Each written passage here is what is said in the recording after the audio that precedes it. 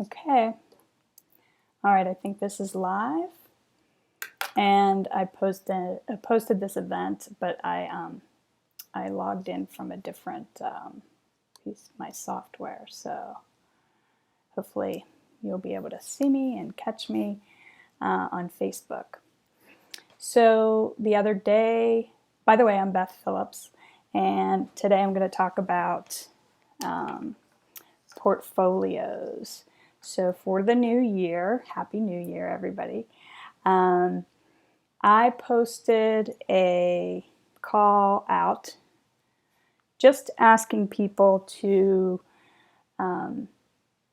comment about any struggles they were feeling or having. And so whether you're just starting home education for the new year, or if you've been doing it since the beginning of the year, since September, I just want to know what kind of things, legal or otherwise, whether it's just how to schedule, how to organize yourself, how to get motivated, or if there are legal questions that you have about how to prepare. And usually at this time of year, it's how to find an evaluator and how to prepare a portfolio.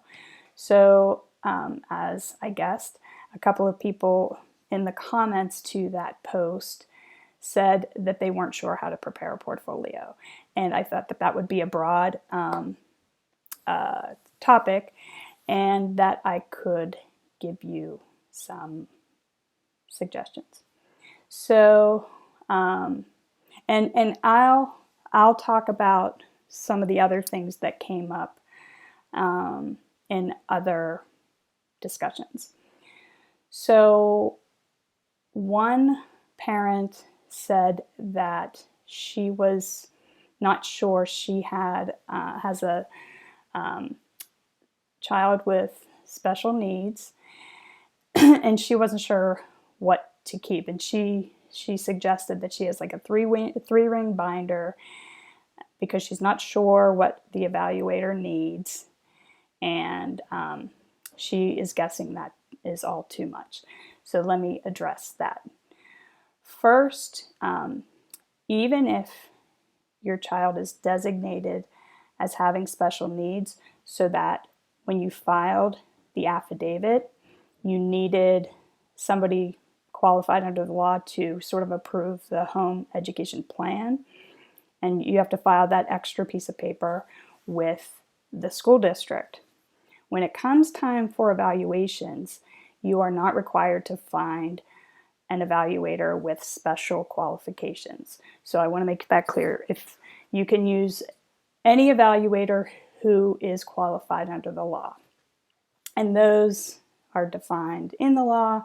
There's an article about it on the website.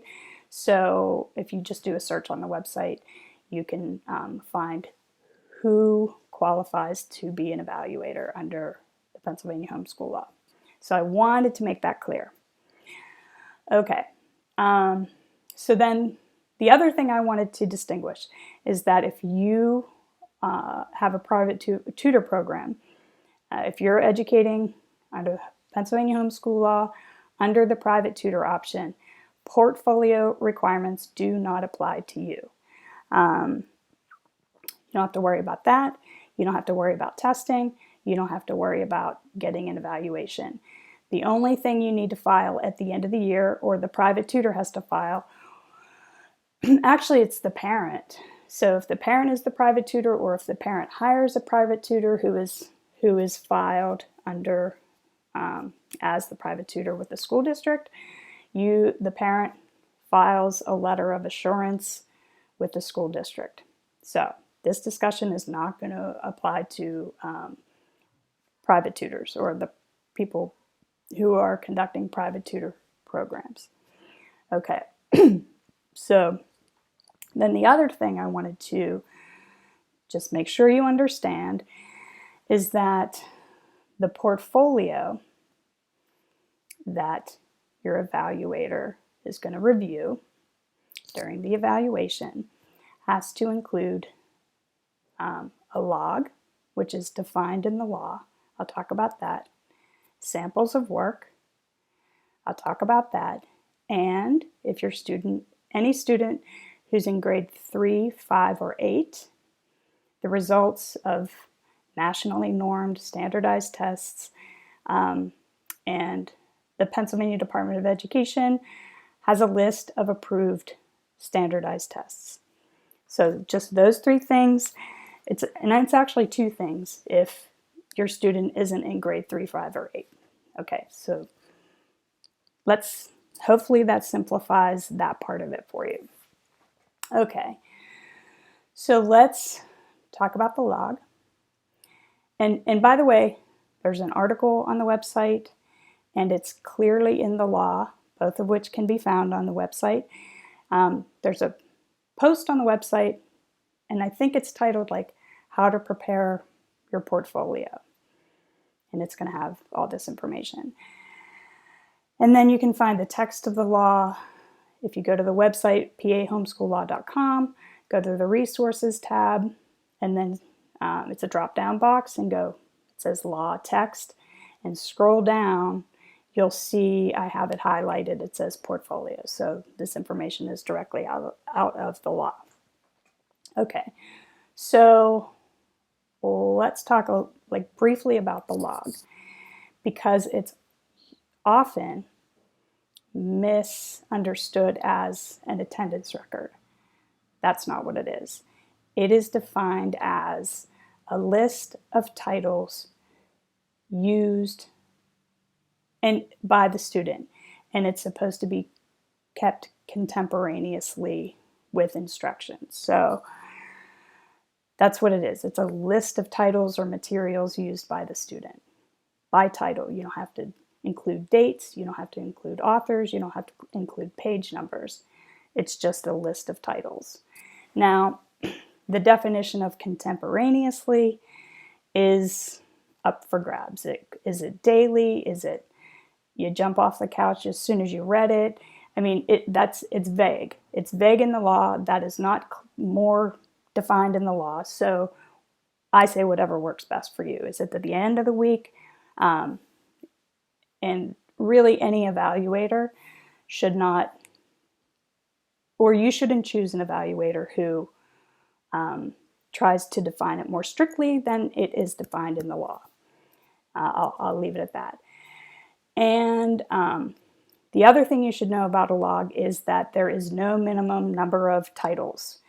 So that's also, there's no minimum requirement for how many titles are on your log. So you should know that. So hopefully that clarifies what a log is. And this was my own practice. I had, for our log, the kids each had one. I listed the titles that I knew that they would use either every day or multiple times a week, like their math book, just once at the top. I didn't have them listed every single day that they used it. That would be, redundant. And so I had like a space for the titles that I knew that they were going to refer to multiple times or throughout the semester or throughout the year, like 4 or 5 spaces at the top for books like that. And then as soon as they were old enough, they kind of wrote their own log, and I would remind them. And so that's how we did it. And they read a bunch of books. We read a bunch of books as a family. So they just listed them. And then if they had favorite books that they would read over and over again, they didn't, list them over and over again. So that was our log. Hopefully that answers that. Okay, let's talk about samples of work. So the most important thing I think you should know is that it's not samples, it's samples. It's not every piece of work your child did or created or was exposed to. You don't have to make a record of that. It's any samples of any work. And that's also defined in the law, but I can't, without clicking out of my myself. I don't know if I can't share my screen here. But it's, materials used or created or referred to. I'm not sure exactly what the language is. And again, there's no minimum number of samples. And the idea is that it shows that an appropriate education has occurred, and so this is the standard the evaluator is held to, that sustained progress was made. Sustained progress over the overall program. So again, that's really general. And I can tell you what I tended to do. And I pretty much stuck to this for all of the kids, for all of the years.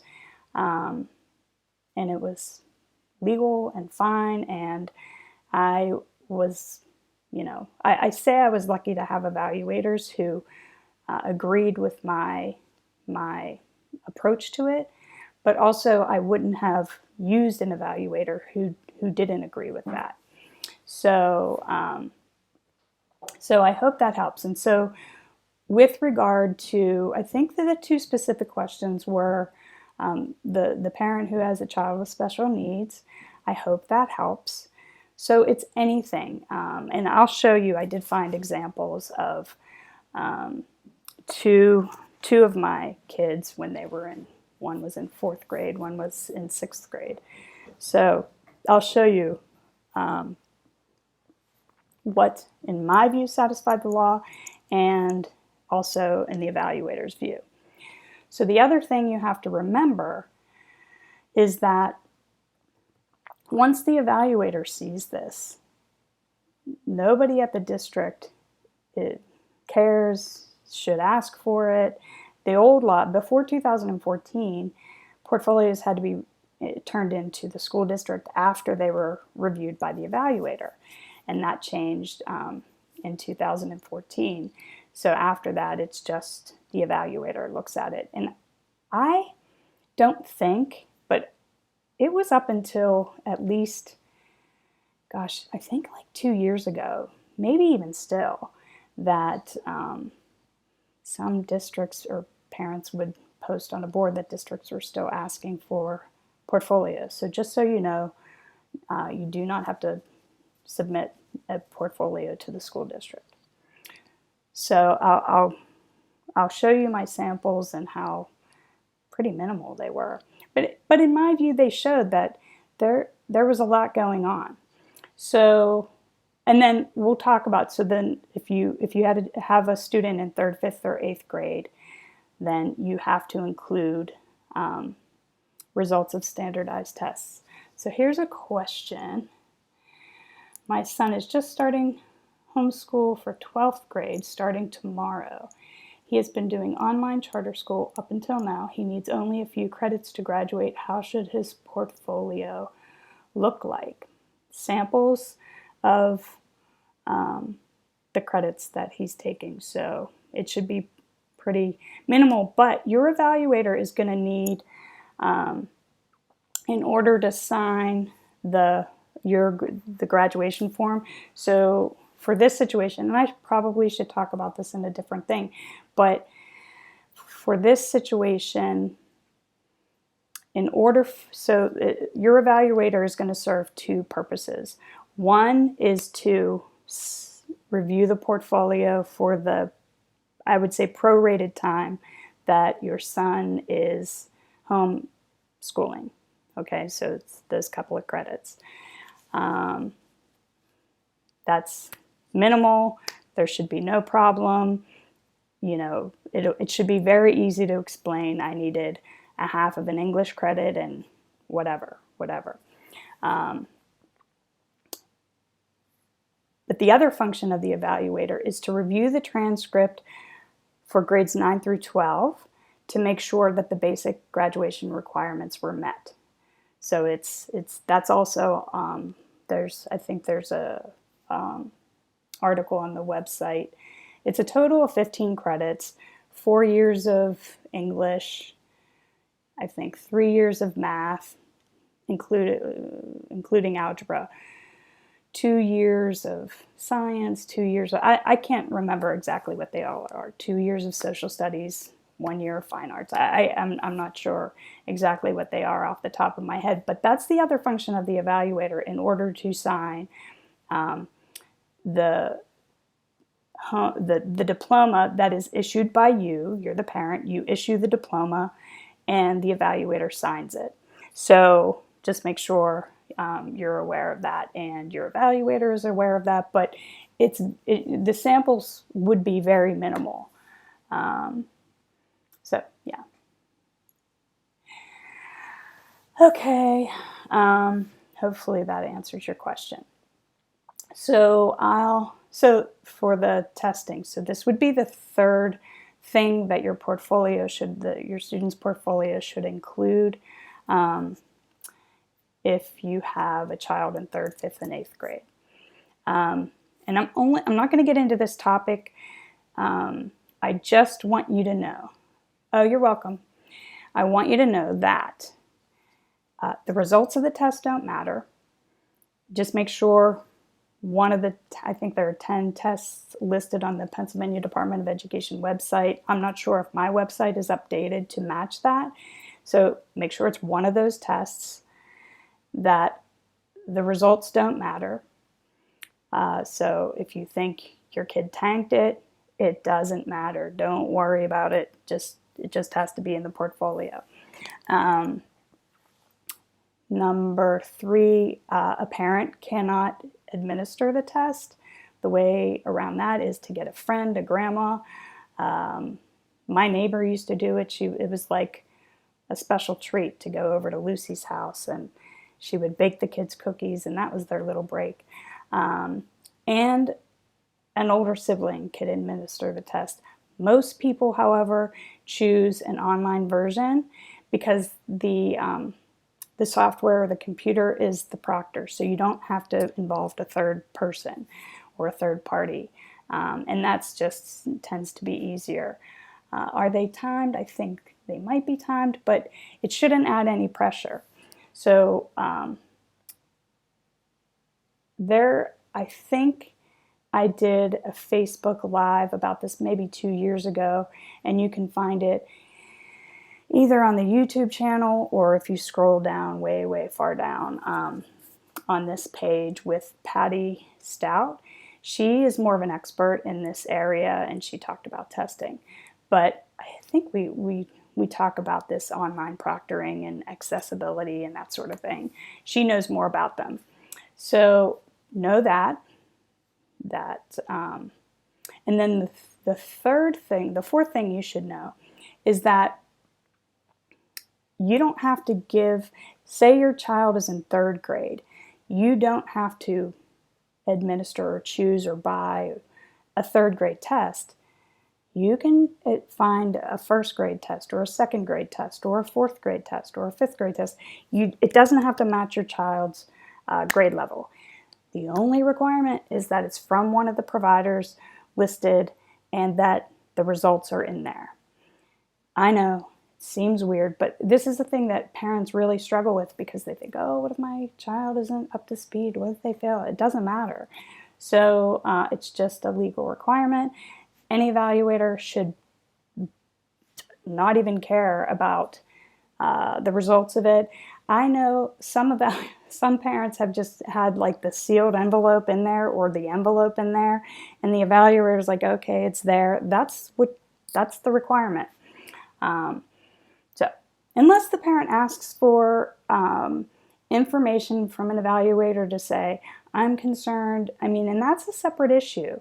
Some parents really like that, and say, I notice that my child struggles with comprehension. Do you have any tips? Is that something I should be concerned about? That's just like a separate service.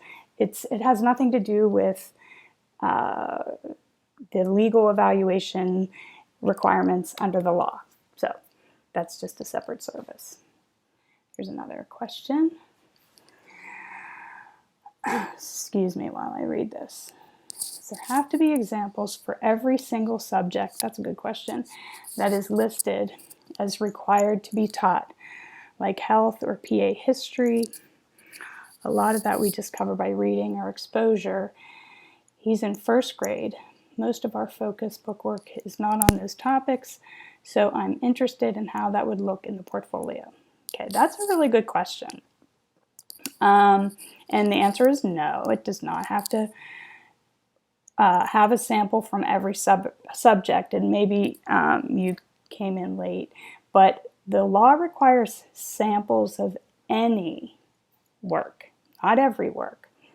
But the other point I want to make about that is that for the subject requirements, they're divided into elementary and secondary.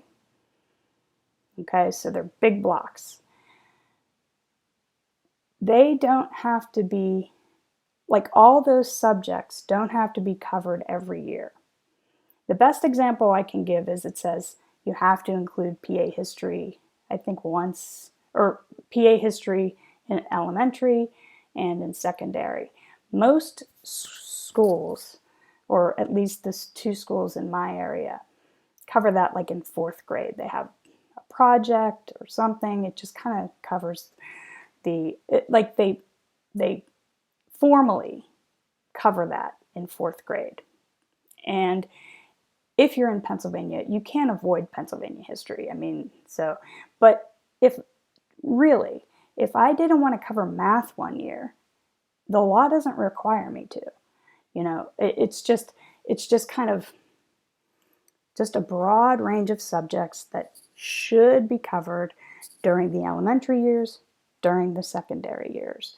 So most of us cover every subject every year because it's just pretty organic. You're going to cover math. You're going to cover language arts. Science is going to come up. So it's just not a formal requirement. And a lot of schools, they do science once or twice a week, or they do social studies twice a week, opposite of science. So, yeah. So the answer to your question is no, you do not have to include samples from every topic or every subject. And for first graders, that however you're doing it is fine. And I wouldn't expect a ton of written samples or worksheets, or especially if you're more of an experiential learner. There are a lot of project-based home education programs, like just projects, and there's not a lot of paperwork. So that's fine, and it satisfies the law. And I'll show you what I did for my fourth and sixth graders for one of the years, let alone a first grader. Okay. Yeah. Can photographs count toward examples of work? Field trips, science activities? Sure, absolutely. Yep. Drawings. A lot of times, let's say you're doing a nature journal, and kids will glue or tape things onto a piece of paper because they collected whatever. Yeah, sure. Okay. Yeah, field trips. Even if you think about it, like a lot of kids participate in sports, that's going to be a little bit different this year, and they'll get a certificate for participating. You can stick that in too. You're welcome. Okay. Let me address this technical thing about Facebook. And when I posted the original question about, tell me some of your struggles, your comments, probably to you they show up, like your own comments probably show up in the box, but then the other ones are blanked out. But I want you to know I can see them. So, and the reason I don't want to change that, and I think it's the setting of, there's two reasons. One is I think I have it set so that other people can't post on the page, like just post random things like as if it's their own post. That's definitely, I don't want that going on because I can't monitor that. And And the other thing is, if you participate in the Pennsylvania Homeschool Support Group, which is great, by the way, you can see that if somebody posts a question, lots of people answer it sometimes, which is really nice. Sometimes it's not accurate, so I don't want to have to monitor that either. Yeah, so I apologize for that, and maybe it would, but I just think that this is more doable for me. It doesn't require me to be on Facebook all day answering questions and making sure information on my page is accurate because somebody else is posting about a topic. So that's why I'm going to keep it. As long as I can see your comments, I'm going to leave it that way. And then address questions that I think have a broad appeal. So hopefully you're cool with that. And technically, the other thing is, I do not know why, but if I notice that, like, Facebook will tell me that either people have commented or and I'll click on that thing with the notifications, and I can't find where the darn, like, if it's not right underneath, or if somebody, I can't find it, and I don't want to figure it out. Because I think I've had like an 8 on top of the notifications for a year. I don't know how to go, and I don't want to learn how to do that. So anyway, so then the other thing I wanted to tell you technically is that for now, I'm uploading these Facebook Lives.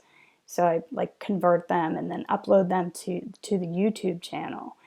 I think YouTube is better at notifying you. If you like, I guess you have to subscribe and then hit a little bell for notifications. YouTube is better at notifying people when something's going on the channel than Facebook. So you might miss a lot on here if you don't physically go in. They, like, Facebook wants your ad money, and I'm good with that, but just if you want to not miss something, you might want to go to the YouTube channel. I'll leave a link, and I usually post the link to the YouTube video under, I don't know, on Facebook, but you might just want to go directly over there and subscribe and hit a notification if you want notified. And I think whatever, they send you an email, and I try to be real clear about what the topic is. So if it's something that you don't want to watch, just delete the email.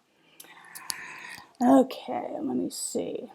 Oh, I missed some of this. Forgive me if you've already answered this. Will this be archived to watch later? Yep, it'll just be on the page.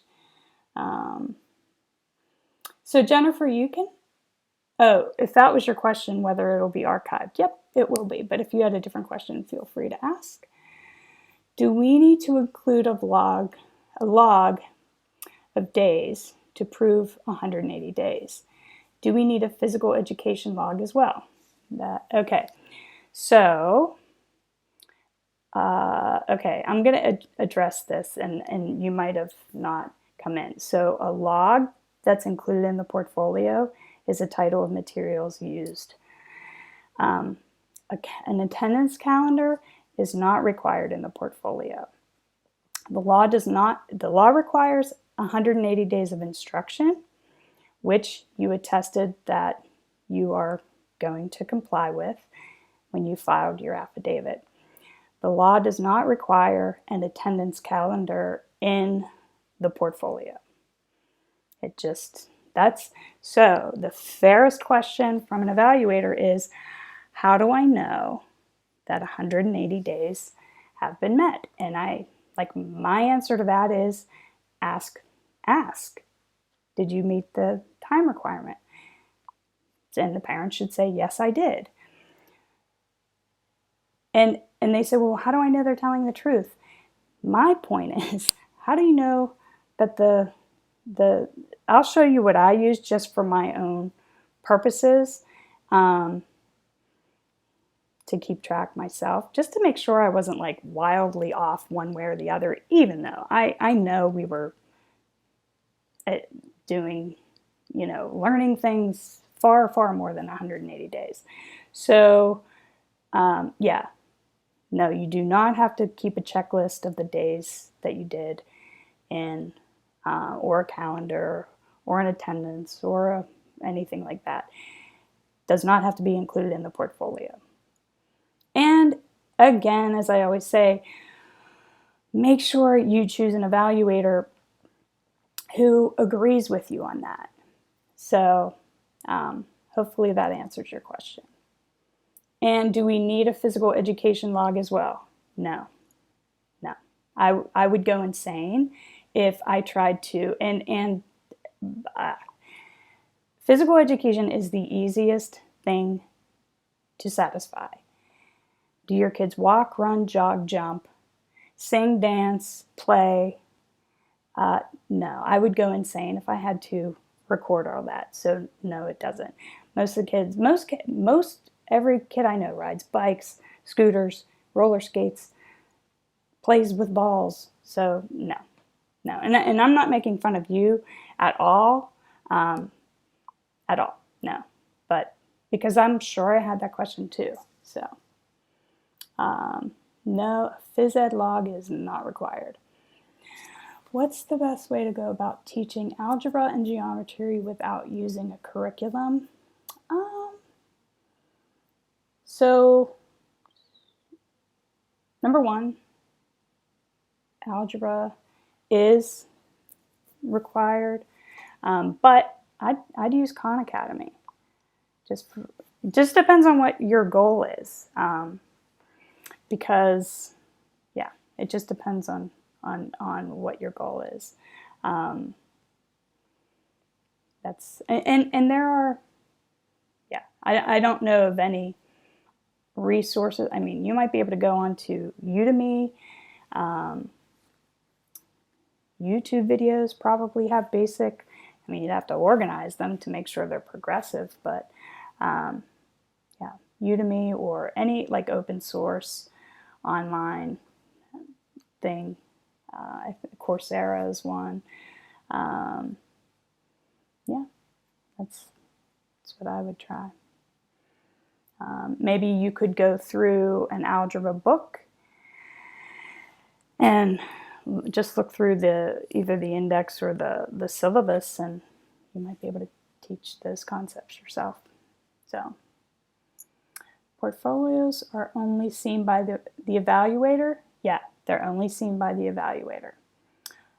Nope, the portfolios do not need to be turned into the school district. That used to be the law before 2014, but it's not the law anymore. So if your district is asking for a portfolio, tell them they're not required.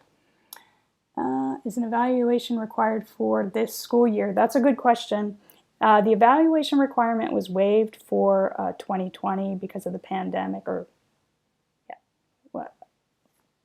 2020. Yeah, so the spring of 2020. And as of now, they are required. So far, there have not been changes. It is required for this school year, and I will let you know if that changes. But so far, yes, an evaluation is required, but also you can get a distance evaluation. So there are a lot of providers who will just do a Zoom call. You could send a digital copy of the portfolio or just hold it up to the screen, as just the pages. Okay, and I'm going to show you the very minimal portfolio. I'll do that now, and then I'll answer questions if people want to hang around for questions. So the other technical thing I want to say is that the questions that are showing up, you're not going to be able to see on the post, and that's fine. I'll try to answer all of them. How long do you have to keep your portfolios? As soon as you don't. As soon as the evaluation is turned in, or in your evaluator certificate, once you have the evaluation done, Your evaluator is going to sign a letter that an appropriate education has occurred. You're going to mail that to the district, and there's no legal requirement that you have to keep the portfolio. A lot of people do just for like a scrapbook or just to refer. It was nice for me to refer to this because I forgot that we did some things. So let me show you this now. Okay, and so the form of the portfolio is open-ended. It could be just loose papers. It could be in a index folder. It could be on a disk. It could be on a Google Drive, and you send a link or show a link. Like if you're going to show up in person to an evaluation and you don't feel like taking papers, you can whip out your phone or say to the evaluator, let me send you this Google Drive link. So the form is not defined. It doesn't have to be in a 3-ring binder. It's not defined by the law. So what I did this year, sometimes I had them in just an index folder. I used like a pocket folder. This is for my, at the time, 6th grader. And this is, okay, so in this, I must have put some things in this pocket after the evaluation. I said these were not in the portfolio. These are just things that I wanted to keep for Kate because they were cute, like her little fashion designs. Anyway, what else? Oh, little other art things. She's my artist. She's one of my artists. Okay, so on the front, this was after the evaluation. I had this form, which can be, I think I have this on my website, and I used to, and it's just like a little checklist for the evaluator. But I went to, in our area, I live in Pittsburgh, Mary Alice Newborn, she runs the Pennsylvania Home Educators Association, PHEA, on Facebook. She's a wonderful resource too. You can join her page. She's way more up to date on legislative stuff. So I usually check her page for updates on legislation. She's actually helped draft some of the homeschool friendly legislation in this state. But anyway, she would organize park days where groups of evaluators would sign up and just do evaluations one after the other.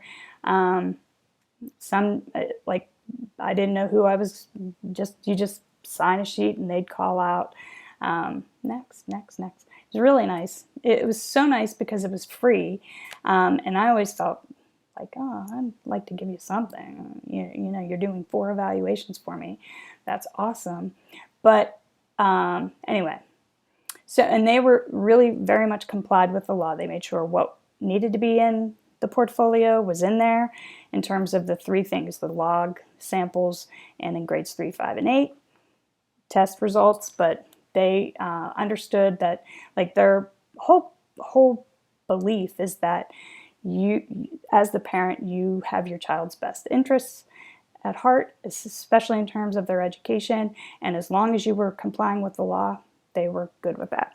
Anyway, so that's the first page. And everything in this little clips is what I included in the evaluation. So, like I said, and this, you can see this is an attendance calendar, which they never required, but it was for my peace of mind. And if you can see, it's like 1 to 180, and it's photocopied. So I kept it for my whole family. I would not and did not have to include this in the portfolio for the evaluation. I don't know why I did, but just because I was there. So, okay. Here's my log, or Kate's log. So at the top, this is in my handwriting, are the 1, 2, 3, 4, 5, 6, 7, 8 resources that Kate used regularly. So it's her math book, Math U See, Delta, Key to Fractions, Book 1, Faith and Life, Astronomy, Phonetic Zoo, which is an institute for excellence in writing. I forgot she used this, but I'm going to be talking about that resource later, not today, in a different. Writing with Ease, another resource I liked. Stitch by Stitch, I don't know what that is. Usborne Art Ideas, and The Story of Us, which is early American history. So those are the ones we used. She used all the time, so they're at the top. And then I have this divider line. Again, this is for my own. And then she wrote in all the books she read or we read, and it goes on to here in the back. So I don't know how many that is. Doesn't matter how many that is. And she even included books that she listened to or that we listened to as a family or that she read. Like she loved, what was she in 6th grade? She loved the Penderwicks. She loved Harry Potter.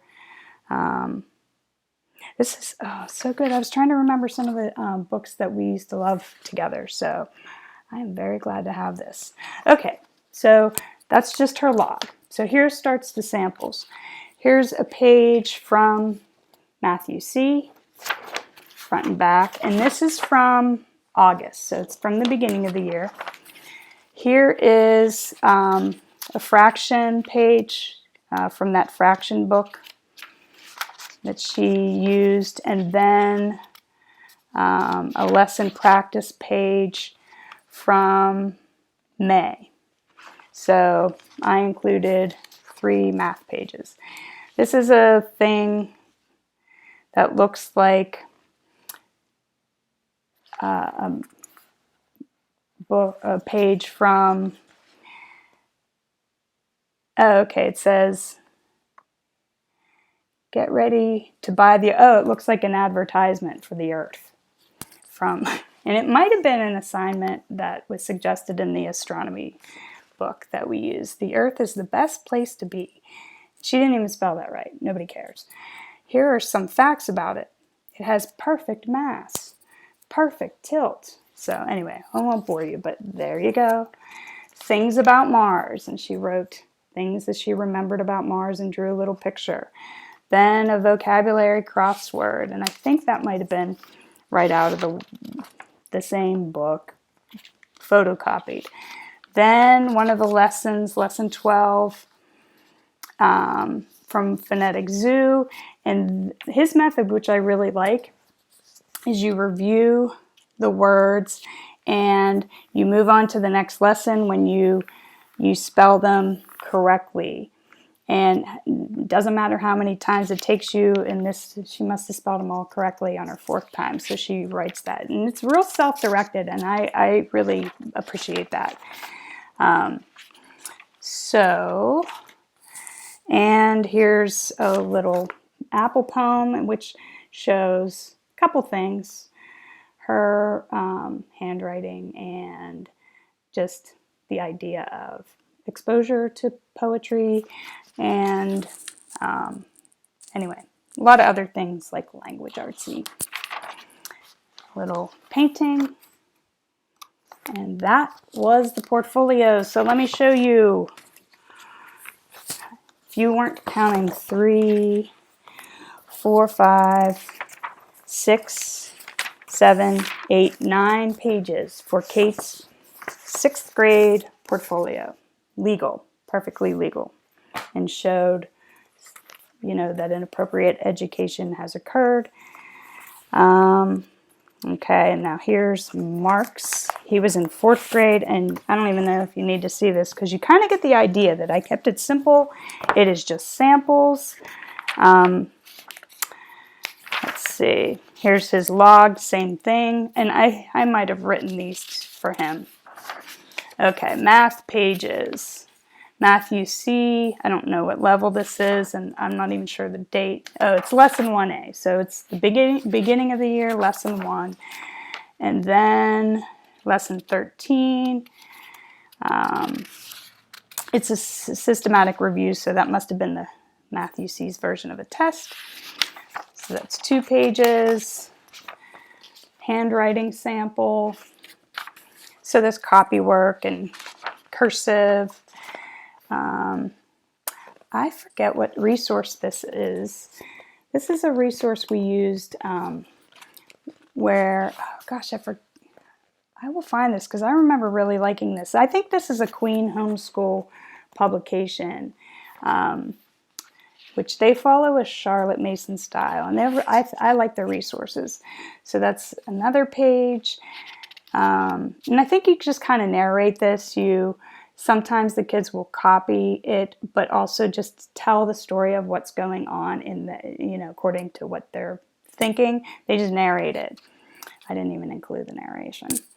A synonyms worksheet in context, more synonyms from August, vocabulary crossword.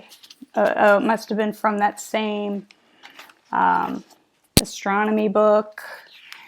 Pluto is not a planet. That was all going on. Little drawing. Mars has no oxygen. Okay, more astronomy. And there's a picture of our house. Song of Myself. Just a copy work by Walt Whitman. And what? Oh, I think this is another Queen Homeschool resource for spelling or reading. Might have been reading. Anyway, 1 page. Oh, and then I included a youth basketball certificate because he played basketball for the first time. So as you can see from back to the phys ed, that's plenty. I mean, it's just a sample. Okay, so let's count the pages. Let me see. 1, 2, 3, 4, 5, 6, 7, 8, 9, 10, 11, 12, 13, 14. So Kate's had 9, Mark's had 14. Oh, so again, super simple, not an inch thick, just samples. And you can kind of see, like, even these few examples, I really think you can tell we were doing stuff. You can tell that they were exposed to different ideas. They just, in my view. That girl on the fence. I'm trying to jog my own memory here. Okay. Oh, okay. So this is not about the portfolios, but it's more about this exercise. So I think it's like, I see. Oh no, I was thinking that this was related to that page. I don't know why they're back to back. Maybe, I don't know. So 14 pages in his portfolio, 9 pages in Kate's in 6th grade. He was in 4th grade, and perfectly legal. So I hope that it kind of gives you some peace of mind about not overthinking it, not freaking out about what you have to present or provide or what satisfies the law.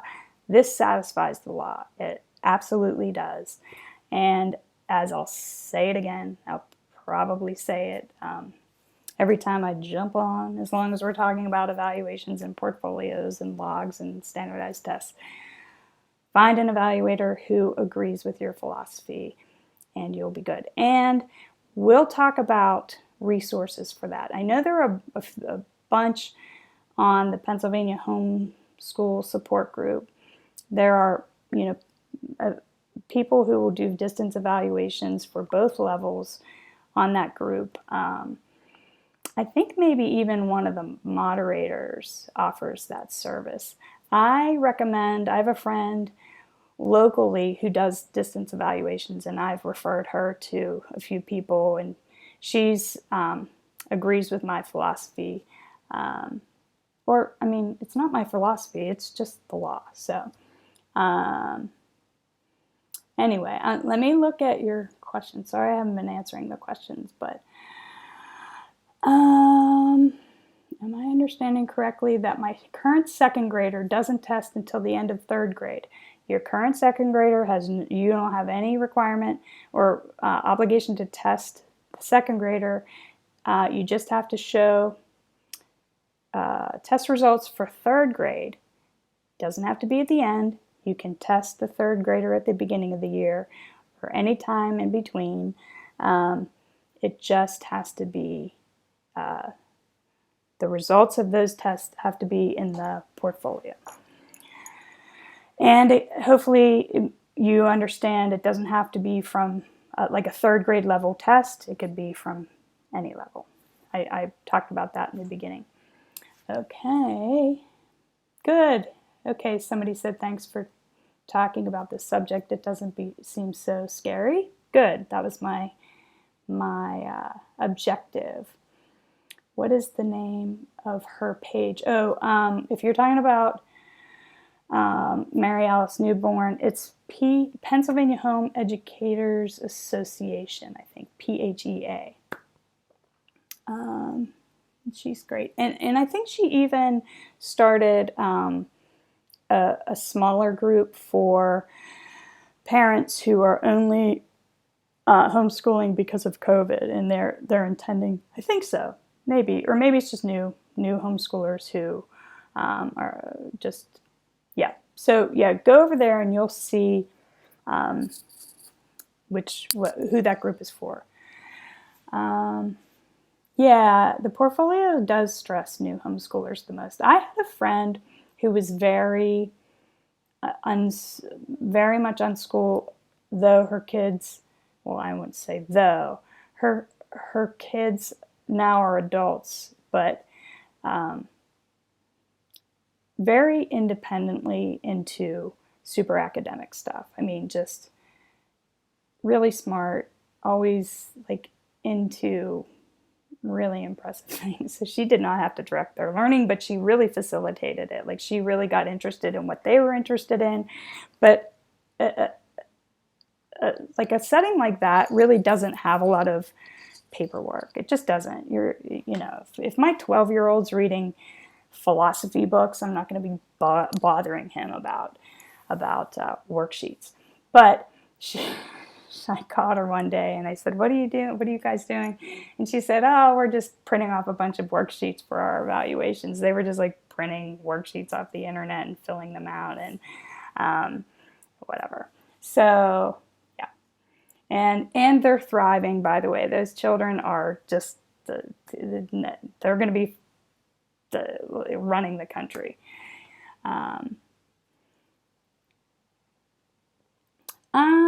Okay. This is like a newer question. Who determines what grade my son is in for purposes of the testing? You do. You determine the grade that your son is in. However, I always say, don't try to skip the year. Don't say, well, he's in fourth grade now, even though don't make up a grade level just to avoid the test, because it's just not that imposing. Your evaluator should ask what grade and trust your judgment. But you determine the grade.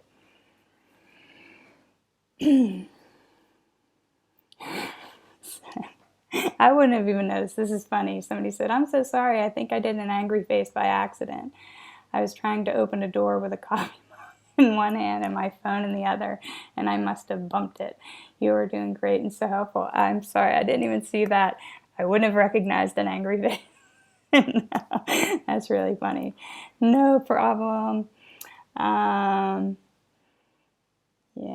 Do we just write a statement that 180 days of education occurred, or do we have to actually include a calendar? The portfolio does not have to include a calendar. Your evaluator might ask you, might just assume that since you filed an affidavit swearing under oath, under penalty of perjury, that you would comply with the homeschool law that you just assume that you did. Or, like I said, sometimes parents will have like I had a grid for my own purposes. It has 180 days X'd off. So really, your word, if the evaluator just says you met the instructional requirements, yes, they should just accept your word for it. So, and that's, I guess, yeah. So, grade, okay. Okay. Oh, no, yeah. No. I didn't think you were trying to get out of it. But yeah, you determine the grade level, and, it's going to be around 8, 9, 10, something like that. And also, you might have missed where I said it doesn't matter what level test you choose or buy or, yeah. So, like I said, a third grader can take a fourth grade level test or a second grade level test or a first grade level test. So the test providers have all those levels. Yep, yeah, no problem. Everybody is so welcome. Yeah, this was fun. And hopefully I cleared everything up about portfolios and made them more fun. Like, hopefully after this year, and you saw how fun it was for me to just look through that and remember the books we read. Because I get a lot of questions now about what good read aloud books or books for boys of this age or that age. And we have such good memories of the books we read together. Like, when my kids are all like 18, 20, 22, and 23 now. And we were just together, of course. My daughters are older and live locally, and my son's home from college. But we have such good memories of listening to books in the car, our favorite narrators, our funniest stories that we all loved. And we listen to them over and over and over again.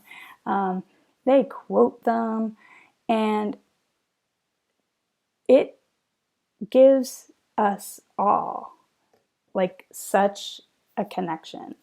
So I want to, when people ask me what is a good book for this level, I want to be able to answer those. So this is nice for me to have. Okay, let me see if I have any other questions. Oh, good. Somebody said seeing the portfolio made me feel better. Yeah, I remember feeling that way too. Like, what did you include in that? And some are going to be way more extensive than this. I understand that. I don't think they have to be more extensive than this. And by all means, it can be such a sense of accomplishment for your student. So this is something that you can ask them, what do you want to include? What do you want to show your evaluator? What are you excited about? What did you love learning about this year? What did you love doing? It should be, really, that should be the approach. Like, wow, we accomplished this. We really did a lot. I still look back and I feel like, I'm not going to lie to you. I feel like I was the most lax, unorganized homeschooler ever. And this gave me a chance to say, whoa, we did way more than I ever thought. And I felt like, especially looking back,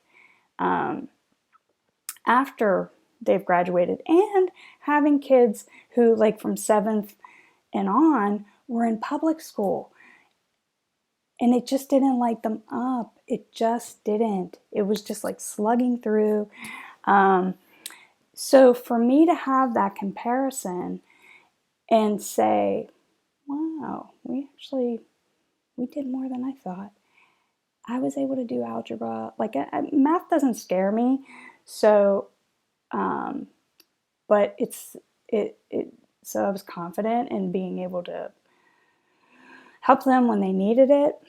So yeah, this is like, you should be just like proud of what you can include in the portfolio, and proud of what you've doing, and proud of like helping your student and helping yourself look differently at this endeavor. And I like, education is so much more organic than you're thought to believe. It doesn't happen in a box. It doesn't happen from 9 to 3.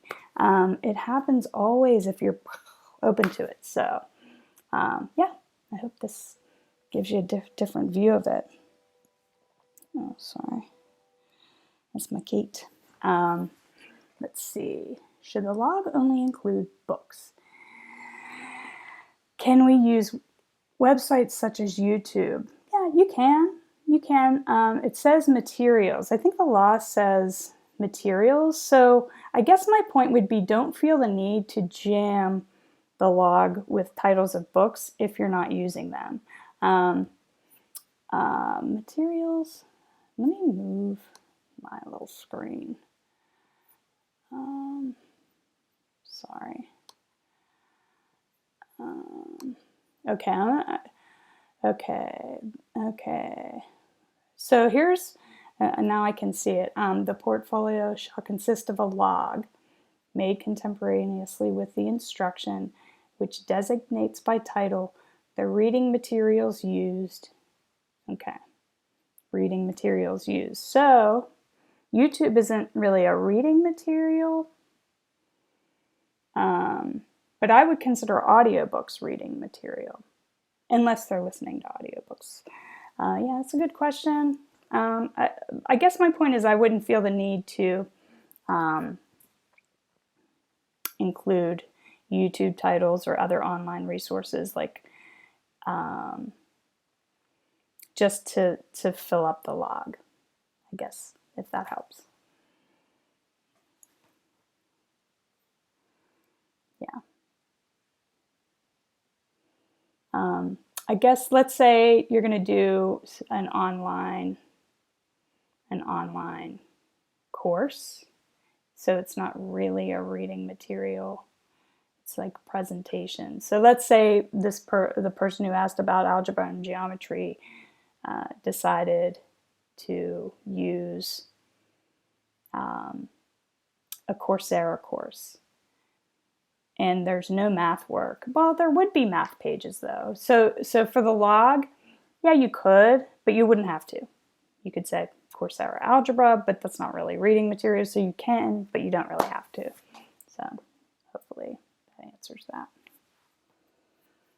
But then the other point is anybody going to say, this is so wrong if you just have YouTube video links or lists? So no, an evaluator wouldn't do that either, I don't think. So hopefully that helps.